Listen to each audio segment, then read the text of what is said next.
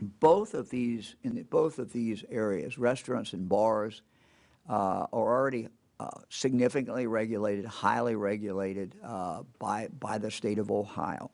The same is true in regard to hair salons, barbershops, very, very much regulated. So we start with that. In regard to the restaurants and bars, they're certainly regulated in regard to the Ohio food standards.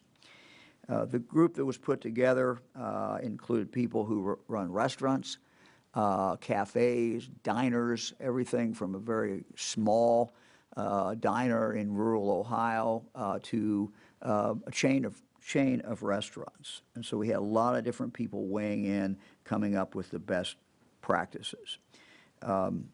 We have set the dates for them to come back, beginning for outside dining on May 15th, outside dining on May 15th, and inside dining on May 21. So that's May 15th, outside dining, May 21, inside dining. We do anybody by Skype yet? Eric. How you doing? Hi, fine, Governor. Thank you. Thanks for joining us. You want to tell us a little bit about your group and kind of who you pulled together, and kind of what will be different when customers come in, and what maybe will be different for the employees and the folks who are in charge. Just kind of tell us how this will look a little different. Absolutely. Thank you. It was certainly my pleasure to lead this talented group. As you said, we had a wide variety of folks on the team, and we also had representatives from the health department. And it was really an amazingly collaborative effort. And I felt like the differences, while on the surface could look like they could be challenging, they actually strengthened the recommendation that we put together for you. And it was certainly, like I said, my privilege to lead them. You asked if I could share a few examples of maybe what the customers will experience as we reopen Ohio, our bars and restaurants. Let's start with space. So restaurants and bars are going to be asked to create a floor plan that it complies with current social distancing guidelines. For example, under the current mandate, there are parties of 10 or less that would be seated together, and then each party is then going to be separated by either 6 feet or a physical barrier. So rather than having a hard and fast percentage like some states are doing, our advisory board actually focused on safety, not necessarily a specific number. So what do we mean by physical barrier? That could be fine dining, for example. You could have a high booth back that's almost like a wall. Or in some locations, they're using plexiglass that's being installed to separate. So we wanted to give each owner an opportunity to comply with those constraints within their unique space. What about waiting areas? You might be asked to wait in your car for either seating or maybe food pickup, or there might be a designated area now for queuing. And we would ask customers to just comply with those guidelines and be sensitive to those guidelines. A buffet bar or a salad bar will now be served to you rather than self-service. And there'll also be some 6 feet guidelines that are placed in those queuing lines as well. Entryways, for example, customers are going to see at the entryway when they come in, there's going to be a list of COVID-19 symptoms, and we're asking the public to self-monitor and ensure compliance before they come in.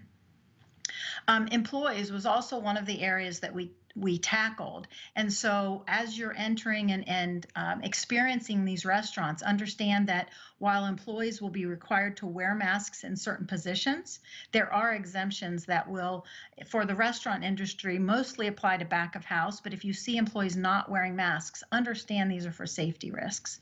One simple example is you don't want someone standing over a hot grill wearing a mask. So just understand that these restaurants are complying, but there are some exceptions that will be listed. And you, as a customer, as a guest, you might be asked to wear a mask. That's going to be at the discretion of the owners, and we would ask that you would respect those decisions. Another thing that you might see are gloves. This is an interesting topic. I know the gloves, it kind of makes everybody feel like Superman. They can touch anything, and it gives this false sense of protection. And I know the viewing public sees that, and there's a lot of concern around it. But there are very clear guidelines in food safety code that already exist today. And we as a team are returning. Our recommendation is to return to those guidelines. In many cases, we all ask our staff, put gloves on everybody, even though we know that's not necessarily best practice. Hand washing is and will continue to be the gold standard. And therefore, our committee is recommending that we follow those guidelines. So you are likely not going to see gloves on your cashiers or on your servers. One other area, Governor, when we talked about this idea of open congregate space. So open congregate area will remain closed during this first phase, and we'll monitor our compliance as we go through this. But you could certainly repurpose that. So if you have a dance floor or other activity space, you can use that to be able to maintain that 6-foot distance of your tables. So that's why we didn't want to put a 50% of fire code compliance in place, because you might be able to keep all of your tables because of some of this open area and still maintain social distancing guidelines. So that's an example of how you could use that space.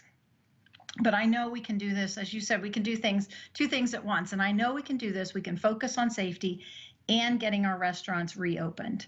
So let's work through this together. We're asking everyone to don your masks. Please be respectful of the associates. They are doing the best they can. We're Buckeyes. I know we can do this, Ohio. Thank you, Governor, and I can certainly answer any questions that you might have. Yeah, Trevor, thank you very, very much. Thanks for chairing the group. You had quite a cross-section of Ohio on there. I don't know if you want to comment about that or how that impacted it. But Yeah, we did. It was really amazing. We had, in fact, Thursday night when I was given the list, I plotted it because I just wanted to know who the folks were that I was, being asked to lead. And I was really happy to see we had, a lot in Cleveland, Southern Ohio, Cincinnati, Dayton, Akron, and then we had some of the more rural areas, Columbus, and we had big brands, big national brands, and the public can certainly see that was a press release. So everyone that participated, you can find that press release with the full gamut of those that participated.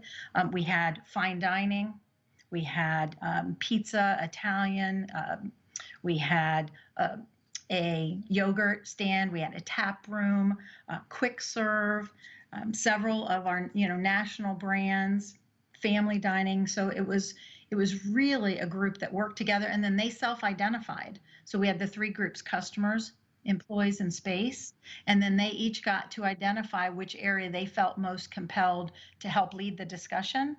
And then it was done across teams.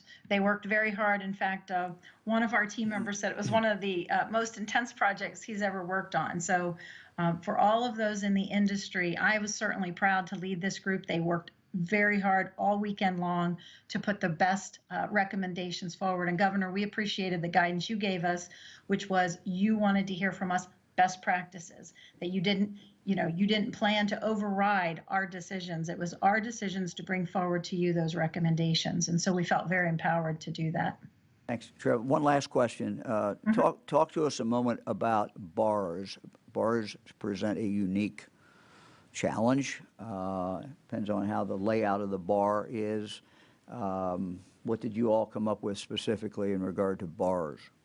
Yeah, thank you for that. So, there was one consideration, and I know many states have done this. In fact, I think most did. They separated bars and restaurants, and we chose not to do that. What we wanted to focus on was the physical space and the constraints to maintain social distancing guidelines. So, for example, if you're a bar with tables and with chairs, you can follow these guidelines. So why should you not be permitted to participate in phase one, where and it can't be about the alcohol because restaurants are serving alcohol. So we're not making a distinction between a bar and a restaurant. What we're making a distinction on is physical space. If you have tables and chairs and can comply with these guidelines, then you can participate. Really for that open congregate area, and we understand we would have loved to have been able to include everyone in this phase one, but we needed to take it through these steps. And so that open space, if you want to put in picnic tables or folding tables, you can comply. But it really is about that physical space and being able to make sure that we can monitor and have kind of discrete floor plans. And that's just hard to do with open congregate area. I hope that answers your question. Thank you very much. We appreciate it. Thanks to you and to everybody on the group. We're very, very grateful for what you've done. Thank you, Governor. Thank you.